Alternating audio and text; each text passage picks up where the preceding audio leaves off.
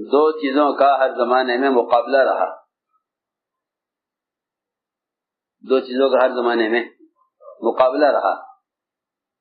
اس زمانے میں بھی مقابلہ ہے. دو چیزوں کا ہر زمانے میں مقابلہ رہا.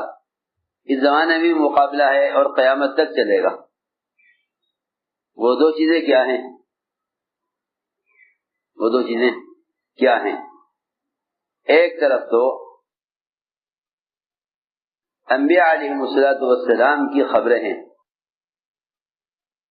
اور اس کے مقابلے میں انسانی تجربات اور مشاہدات اور مختلف قسم کے مادی اسباب. یہ دونوں چیزیں ہر زمانے میں ایک دوسرے کے مقابل رہی ہیں. جو نظام کائنات کو مادی اسباب کی بنیاد پر چلنا تسلیم کرتے ہیں، تو سمجھتے ہیں کہ کائنات کے نظام مادی اسباب پر چل رہا ہے. انہیں تو کبھی اللہ اور اس کے وعدے اور کائنات کے نظام میں حکم کے ٹوٹ جانے سے وعیدوں کا خیال کبھی نہیں آتا. وعیدوں کا خیال کبھی نہیں آتا، کیونکہ وہ حکم پورا نہیں کرتے، اس لیے وعدوں کا خیال نہیں آتا. اور وہ اسباب میں حکم توڑتے ہیں تو ان کو وعیدوں کا خیال نہیں آتا. تو میری بات توجہ سننی ہوگی. بہت دونوں چیزیں متقابل ہیں. لوگ سمجھتے ہیں کہ اعمال اور اسباب یہ دونوں چیزیں ایک دوسرے کے ساتھ جڑی ہوئی ہیں. اگر دونوں کو جمع کریں گے تو کامیابی ہو جائے گی. حالانکہ ایسا نہیں ہے. اتنا بڑا فرق ہے اعمال اور اسباب میں. ہر سمجھتے تھے سبب سے ایک مرتبہ ملے گا، وہ بھی غیر یقینی ہے. وہ بھی غیر یقینی ہے. سبب پر ایک بار ملے گا، وہ بھی غیر یقینی ہے. حکم پر بار بار ملے گا اور یقینی ہے. حکم پر بار بار ملے گا اور یقینی ہے. سبب پر ایک بار ملے گا، وہ بھی غیر یقینی ہے. آج بھینس دودھ نہیں دے رہی ہے. آج بھینس دودھ نہیں دے رہی ہے. یہ کیا بات ہے؟ یہ بات کیا ہوتی؟ نہیں دے رہی. آج بھینس دودھ نہیں دے رہی، سبب ہے. اور اگر بھینس نے آج دودھ دے دیا تو اسی وقت دوبارہ دودھ نہیں دے گی. میں عرض کرنا چاہتا ہوں کہ جب قلوب پر اسباب کی خاصیت اور اسباب کا معمول غالب آ جاتا ہے تو اللہ تعالی کے خزانوں سے تعلق ختم ہو جاتا ہے. جو یقین رکھتے ہیں کہ اسباب خزانہ نہیں ہے. اسباب خزانہ نہیں ہے. اسباب تو خزانوں کا مظہر ہے. اسباب اللہ کے خزانوں کا مظہر ہے. حالانکہ جنت بھی اس کی نعمتوں کے خزانوں کا ایک ادنا مظہر ہے. میری بات بہت توجہ چاہتی ہے. جنت اللہ کی نعمت کے خزانوں کا ایک ادنا مظہر ہے جو ہمیشہ کے لیے بنی ہے. جس کی ایک ادنا حور کے ادنا لباس کا ایک ٹکڑا اگر دنیا میں اتار دیا جاوے تو ساری دنیا مل کر اس ٹکڑے کی قیمت ادا نہیں کر سکتی. ادنا جنتی کی ادنا حور کا ادنا لباس کا ایک ٹکڑا اگر دنیا میں اتار دیا جاوے تو ساری دنیا مل کر اس کی قیمت ادا نہیں کر سکتی. جب وہ جنت جو پھر جنت الفردوس ہے یا جنت عدن ہے، بہت توجہ دینا بات کی طرف. جنت عدن ہے یا جنت خلد ہے یا انبیاء علیہ السلام کی جنت ہے. جب وہ اللہ تعالی کی نعمت کے خزانوں کا ادنا مظہر ہے تو پھر وہ دنیا جس کو اللہ نے ختم کرنے کے لیے بنایا ہے، جو اتنی قیمت کی ادا نہیں کر سکتی، میں نے عرض کیا، تو پھر یہ دنیا کے اسباب اللہ کے خزانے کیسے ہو سکتے ہیں؟ یہ اللہ کے خزانے کیسے ہو سکتے ہیں؟ ان کو اللہ کے خزانوں سے فائدہ اٹھانے کا ذریعہ سمجھنا بھی ناکامی کا راستہ ہے. کائنات کے اسباب کو، کائنات کے مادی اسباب کو، کائنات کے مادی اسباب کو اللہ کے خزانوں سے فائدہ اٹھانے کا ذریعہ سمجھنا، یہ بھی ناکامی کا راستہ ہے. ہماری بات توجہ سننی ہوگی بہت. کائنات کے اسباب کو اللہ کے خزانوں سے فائدہ اٹھانے کا ذریعہ سمجھنا، یہ بھی ناکامی کا راستہ ہے. برکتوں کا اٹھ جانا اور سب کے بغیر کسی بھی طرح سے کسی مسئلے کا حل نظر نہ آنا، یہ اللہ سے بے تعلقی کی علامت ہے. یہ اللہ سے بے تعلقی کی علامت ہے. جب اللہ کی ذات کے ساتھ تعلق ختم ہو جاتا ہے، اللہ کی ذات کے ساتھ تعلق ختم ہو جاتا ہے، تو پھر انسان کو نفع اور نقصان، خیر اور شر، بھلائی اور برائی، کامیابی اور ناکامی سب کی سب صرف مادی شکلوں میں نظر آتی ہے.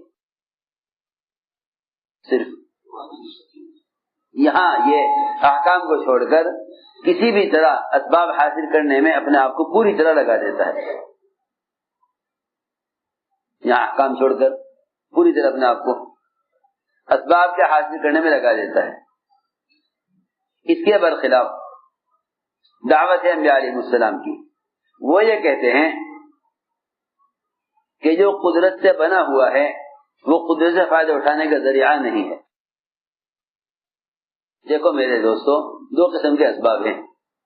ایک وہ اسباب ہیں جنہیں انسان اپنے ہاتھ سے پیدا کرتے ہیں، تیار کرتے ہیں. جنہیں انسان اپنے ہاتھ سے تیار کرتے ہیں. ایک وہ اسباب ہے جن کے بنانے میں انسان کا دخل نہیں ہے. جن کے بنانے میں انسان کا دخل بالکل نہیں ہے. زمین ہے، بادل ہیں، مختلف قسم کے زمین سے اگنے والی سب چیزیں ہیں، اس میں انسان کا دخل نہیں ہے. انسان کا دخل نہیں ہے.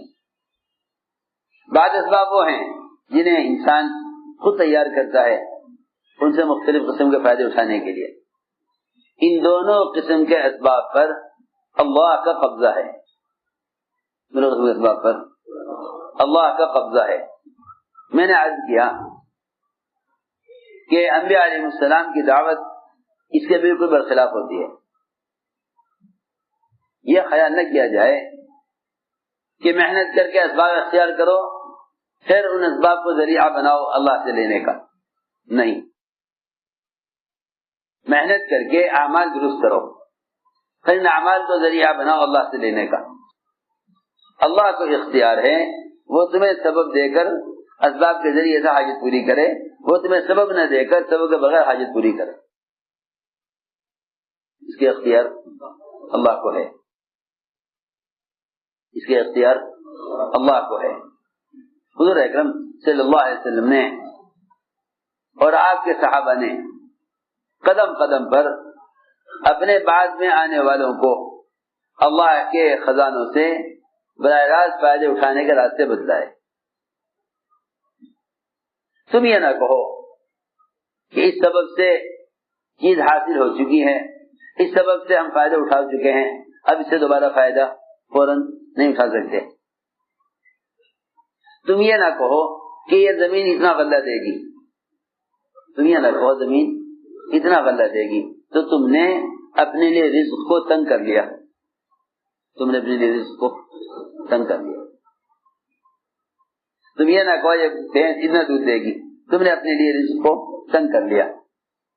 جو اللہ تعالیٰ کے خزانوں سے فائدے اٹھانے کے لیے سبب کو اصل سمجھتے ہیں وہ اپنے لیے رزق کو تنگ کر لیتے ہیں اور برکتوں سے محروم ہو جاتے ہیں. ہماری بات غور سے سننا.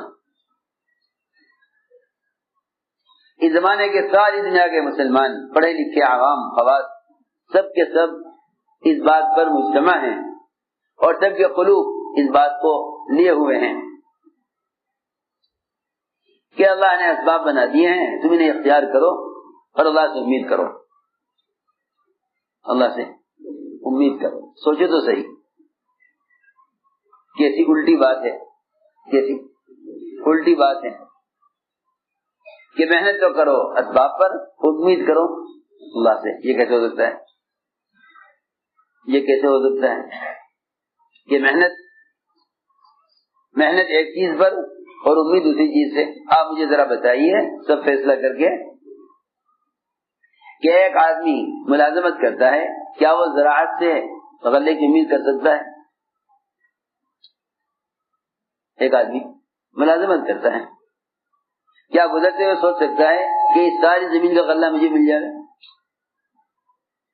زمین سے غلہ تو کی امید تو وہ کرے گا جو محنت زمیندارے کی کرے گا. دکان سے نفع کی امید وہ کرے گا جو تجارت کرے گا. مہینہ کے پورا ہونے پر تنخواہ کی امید وہ کرے گا جو ملازمت کرے گا. چھوٹی سی بات ہے. کیا یہ ممکن ہے کہ ایک آدمی محنت تو کرے ایک لائن کی اور نفع کی امید کرے دوسری لائن سے؟ جب دنیا کی مادی شکلوں میں ایک لائن سے محنت اور دوسری لائن سے نفع کی امید نہیں کر سکتا تو پھر یہ کیسے ممکن ہے کہ دنیا میں محنت تو کرے اسباب پر اور امید کرے اللہ سے؟ جب مادی شکلوں میں آپس میں ایک دوسرے کے مقابلے میں ایک چیز سے محنت کر کے دوسری چیز سے امید نہیں کر سکتا تو یہ کیسے ممکن ہے کہ محنت توبہ کر کے اللہ سے امید کرے؟ ہم سب کے سب الٹی بولتے ہیں، یوں کہتے ہیں بھائی تم تو محنت کرو مگر امید اللہ سے رکھو. حالانکہ مشرکین مکہ وہ جو بھی ان کو اسباب نظر آتے انہیں اختیار کر لیتے اور ان پر محنت کرتے، اور وہ بھی یہ کہا کرتے تھے کہ کرنے والی ذات تو اللہ کی ہے، نفع و نقصان اللہ کے ہاتھ میں ہے، ہم تو ان اسباب کو بطور کوشش کا استعمال کرتے ہیں، باقی اللہ کرنے والے ہیں. ضماد نے حضور اکرم صلی اللہ علیہ وسلم کا علاج یہ کہہ کر کیا تھا کہ میں کوشش کروں گا آپ کے علاج کی مگر شفا اللہ کے قبضے میں ہے. ضماد مشرک نے آپ کا علاج کیا تھا یہ کہہ کر کہ میں آپ کا علاج کروں گا مگر شفا اللہ کے ہاتھ میں. میں عرض کرتا ہوں کہ حضور اکرم صلی اللہ علیہ وسلم نے اپنے صحابہ کو یہ سکھلایا تھا کہ تم کائنات کی کسی بھی شکل میں یہ مت سمجھ لینا کہ اللہ رب العزت نے اس شکل میں انسان کے حاجتوں کا پورا ہونا رکھ دیا ہے.